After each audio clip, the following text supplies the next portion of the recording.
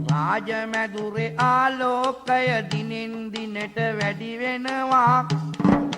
තේජවන්ත රජ කුමරුන් මැදුරේ ඇති දැඩි වෙනවා. පුත් කුමාරයත් මව් දේවියත් සිරියහන් ගබඩාවේ සැතපීන්නකොට පිය රජතුමා නිතර නිතර ගොස් තමන්ගේ පුත් කුමාරයා දෙස බලනවා. දැන් මේ පුංචි කුමාරයා රාජමාලිගාවට මිනි පහනක් වගේ ලදරු වයස පසු කරමින් ළමාවියට පා තැබුවා.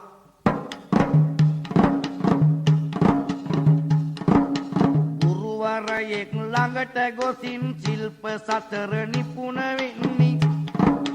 ගුරු වී ගුරු දෙපා වැඳලා රාජමැදුර වෙතට එන්නේ. තරුණ වියට පත්තුන පසු මේ පින්වත් කුමරුවන්ට දරුණු රෝගයක් හැදෙනවා කුමාරයාගේ පිය රජුන්ට. ලෙඩ දුරන්